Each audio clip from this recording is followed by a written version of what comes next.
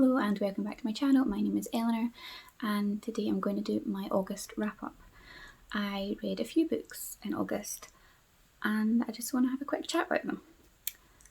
I didn't actually manage to read a lot of physical books in August. I mostly managed to read audiobooks and that was my saving grace for August. I just was struggling to read anything and I was really busy.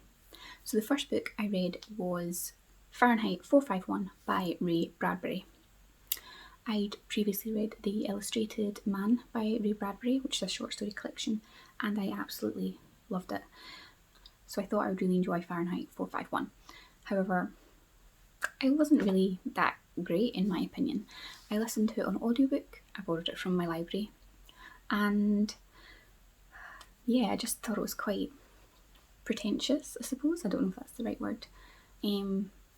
And the main character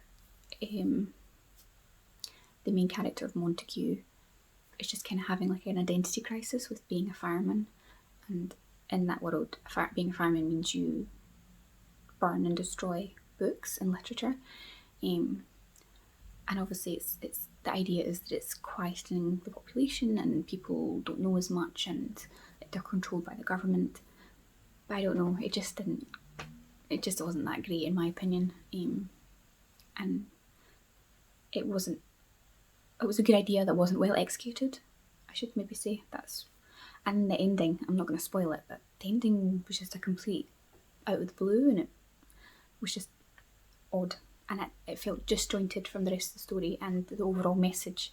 The next book I read was Of Blood and Bone by Nora Roberts, which is the second book in the Chronicles of the One series. I really loved this. This was great. Second book in the series. And you really get to know more about these characters, and obviously I can't say too much because it is the second in the series, but the first book, there's a worldwide pandemic and it wipes out like a third of the world's population. Like 2 billion people die of this pandemic that spreads across the world in days and wipes everyone out, and those who are left, some of them develop magical abilities. So they develop magic, or they turn into fae, or they become shapeshifters, and a whole host of other things. And then there's a child born, and she's the one, and she's going to be the person to defeat the evil and the evil magic. And to have a story like that, but in a pandemic, post-apocalyptic setting, is just really, really fascinating, and it just really adds a whole other layer to the story. So they're dealing with these magical powers that came out of the blue, but they're also trying to rebuild their world after its collapse. So it's great. I think Nora Roberts is really good at writing a whole host of characters and then having really individual personalities and voices. So the characters in this are really good, and because it's Nora Roberts, there is a romance, but it's just really nice and really well done and really well interlaced. And I very much enjoyed this, and I can't wait to pick up the third book. The next book I read was The Light Fantastic by Pratchett. I also borrowed this from my library and listened to it on audiobook. It is my aim over the next few years to read all of the Discworld novels, but I'm not necessarily reading them in order because I really like listening to them in audiobook, but I'm just listening to them as and when they appear in the library. I love the Discworld. I've got a few behind me that are my favourites, and it's just so much fun, and I like listening to them on audiobook because it just really lends itself to that. They're not overly complicated, it's not really deep world building, everything's quite light and not serious, although they cover serious topics and some of them are really cleverly done. It is with a lace of like really good British humour, and I really enjoy that about them. The Light Fantastic was okay. Some of Terry Pratchett's earlier books in the Discworld novels, when he first started writing, aren't the best. His later works do get better, but as I say, I'm just reading them as and when, and I really enjoyed The Light Fantastic. Again, it's following Rincewind and the magical luggage with many feet and the wizard at the Unseen University, and it's just good crack. The next book I read was A Tale as Old as Time by Liz Braswell, which is one of the Disney Twisted Tales stories. Now, you may have seen my haul video where I briefly mentioned where I got this. I found this for 50p second hand, and I would have thought to buy this full price, but seeing it for 50p when you donate to charity, I thought, why not? So, A Tale of Old Time, this is a twisted tale about the Beauty and the Beast fairy tale, but the Disney version. So it's not based on the original fairy tale, this is a twisted tale on the Disney version. This was actually so much better than I was ever expecting it to be. It is still very much written for younger readers, but it is a darker story, and I think those in the age brackets of 8 to 15 maybe would really enjoy this. And I had great fun. It's actually quite a long book. It's nearly 500 pages, and it didn't feel like it was being dragged out.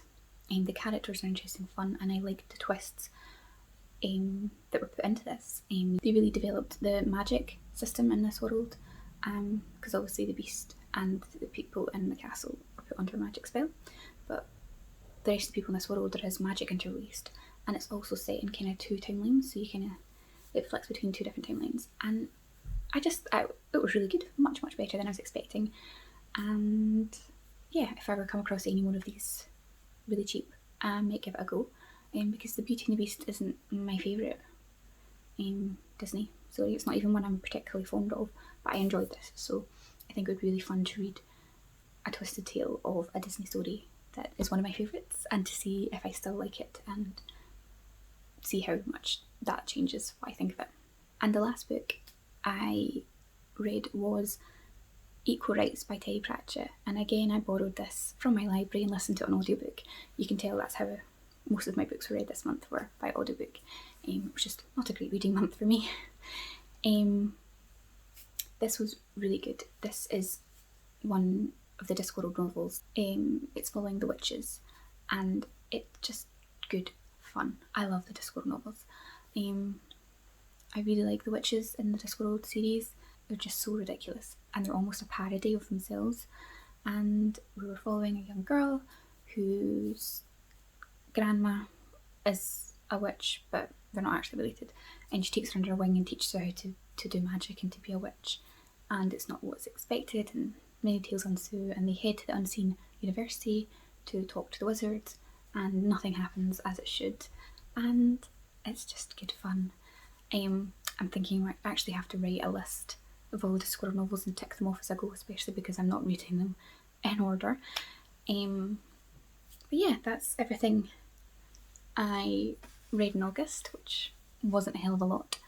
I did start Midnight Sun by Stephanie Meyer, and I read about 400 pages of that, but as I never got it finished, it's not included in this wrap up. I'm making good headway with that. And as always, here's my bullet journal that I show my reading stats. So I've got all the books I read, what I rated them, and pages read on the days I read them. So there's that if you're interested. That was August.